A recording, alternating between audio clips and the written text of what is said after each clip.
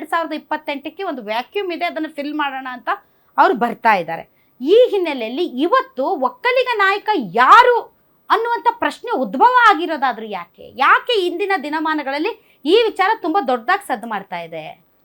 ಈಗ D K Shivakumar ಅವ್ರನ್ನ ಮುಖ್ಯಮಂತ್ರಿ ಮಾಡಲಿಲ್ಲ ಅಂದರೆ ಕಾಂಗ್ರೆಸ್ನ ಪಕ್ಕಾ ಒಕ್ಕಲಿಗರ ವಿರೋಧಿ ಅಂತ ಜನ ಪರಿಗಣಿಸ್ತಾರೆ. ಕಾರಣ ಏನಂದರೆ, ಸ್ವತಂತ್ರ ಬಂದಾಗಿನಿಂದ ಯಾರು KPCC ಅಧ್ಯಕ್ಷರಿದ್ದಾರೋ ಅವ್ರ ನೇತೃತ್ವದಲ್ಲಿ ಚುನಾವಣೆಗಳು ನಡೀತದೋ, ಚುನಾವಣೆಗಳು ನಡೆದಾಗ ಬಹುಮತ ಬಂದಿದೆಯೋ, ಆ ಬಹುಮತ ಬಂದಾಗ KPCC ಅಧ್ಯಕ್ಷರೇ ಮುಖ್ಯಮಂತ್ರಿಗಳಾಗ್ತಾರೆ.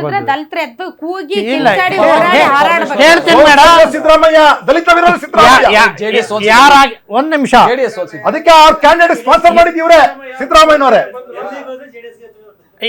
ಹಾಗಾಗಿ ಅದನ್ನ ತಪ್ಪಿಸಿದ್ದು ಸಿದ್ದರಾಮಯ್ಯನವರು. ಹಾಗಾಗಿ ಈ ಸಲ ಏನಾದರೂ ತಪ್ಪಿಸಿದ್ರೆ ಕಟ್ಟಿಟ್ಟು ಬೂತಿ ಆಟೋಮೆಟಿಕ್ ಆಗಿ BJP ಕಾಂಗ್ರೆಸ್ ಪಾಲಾಗ್ತದೆ ಅಧಿಕಾರ. ಅದರಲ್ಲಿ ಏನು ಎರಡು ಮಾತಿಲ್ಲ. ಒಕ್ಕಲಿಗರ ಸಮುದಾಯ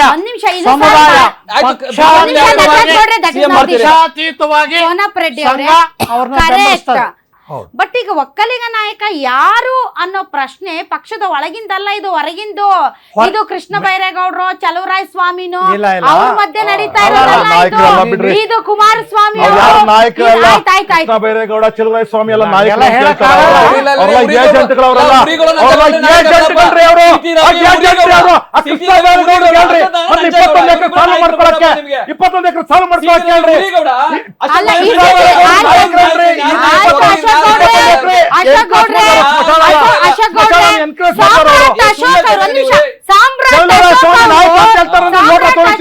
ಯಾಕೆ DK ಶಿವಕುಮಾರ್ ಅವ್ರ ವಿರುದ್ಧ ಸ್ಪರ್ಧೆ ಮಾಡಕ್ ಹಿಂಜರ್ದು ಹೋಗಿ ಪ್ರಚಾರನೂ ಮಾಡ್ಲಿಲ್ಲ?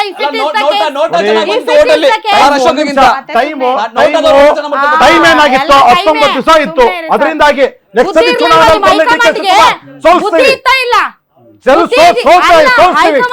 ಇತ್ತಿಲ್ಲ. 19 ದಿವಸ ಇತ್ತು. ಸೋಲಿಸ್ತೀವಿ ನೆಕ್ಸ್ಟ್ ಪ್ರಿಪರೇಷನ್ ಸ್ಟಾರ್ಟ್ ಮಾಡಿದೀವಿ. ಯಾರನ್ನು ಈಸಿಯಾಗಿ ತಗೊಳ್ಬೇಡಿ. ಹಂಗ್ ನೋಡಿದ್ರೆ ಕೃಷ್ಣ ಬೈರೇಗೌಡರ ಪರ್ಫಾರ್ಮೆನ್ಸ್ ತುಂಬಾ ಚೆನ್ನಾಗಿದೆ ಈ ಸರ್ಕಾರದಲ್ಲಿ.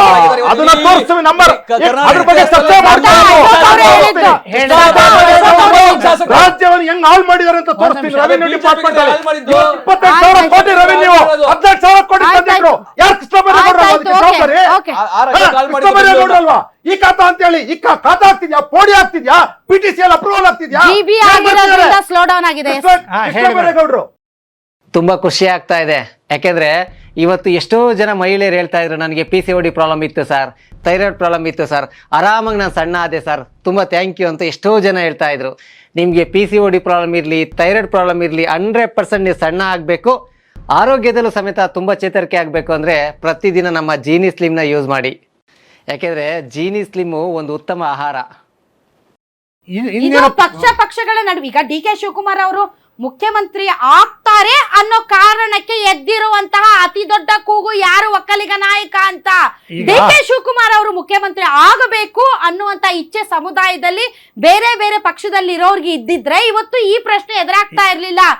DK ಶಿವಕುಮಾರ್ ಮುಖ್ಯಮಂತ್ರಿ ಆಗಬಹುದು ಅನ್ನೋ ಕಾರಣಕ್ಕೆ ಅದೇ ಸಮುದಾಯದಲ್ಲಿ ಇರುವಂತಹ ಬೇರೆ ಪಕ್ಷಗಳ ನಾಯಕರು ಎದ್ದು ಕೂತಿರೋದು. ಈಗ ಎದ್ದು ಕೂತಿರೋ ಹಾಗಾದ್ರೂ DK ಶಿವಕುಮಾರ್ ಅವ್ರನ್ನ ಮುಖ್ಯಮಂತ್ರಿ ಮಾಡ್ಲಿ ಅಂತ, ಮಾಡ್ಲಿಲ್ಲ ಅಂದ್ರೆ ಒಕ್ಕಲಿಗರ ಸಮುದಾಯ ಮುಂದಿನ ಎಲೆಕ್ಷನ್ ಅಲ್ಲಿ ಬುದ್ಧಿ ಕಲಿಸ್ತದೆ. ಅವರು ಮುಖ್ಯಮಂತ್ರಿ ಆಗ್ಲೇಬಾರ್ದು ಅಂತ ನಿಮ್ಮದೇ ಸಮುದಾಯದ ಇತರ ನಾಯಕರು ಬೇರೆ ಪಕ್ಷದಲ್ಲಿರೋರು ಅವ್ರ ಬಗ್ಗೆ ಮಾತಾಡಿ. ನಿಮಿಷ, ಅವ್ರು ಆಗಬಾರ್ದು ಅಂತಲ್ಲ ಹೇಳ್ತೀನಿ ಕೇಳಿ ಮೇಡಮ್.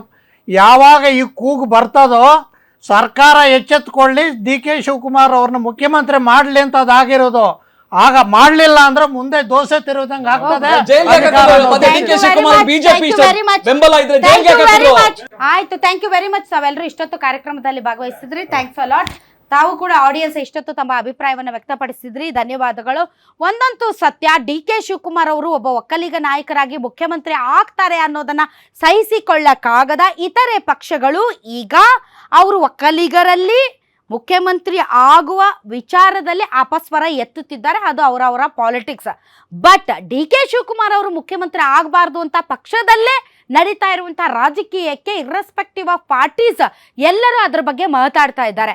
ಇದು 2028ಕ್ಕೆ ಒಕ್ಕಲಿಗ ನಾಯಕ ಯಾರು ಅನ್ನೋದಕ್ಕೆ ಸಂಬಂಧಪಟ್ಟಂತ ಒಂದು ವೇದಿಕೆಯನ್ನ ಈಗ ಕ್ರಿಯೇಟ್ ಮಾಡುವಂತಹ ಪ್ರಯತ್ನ ನಡೀತಾ ಇದೆ.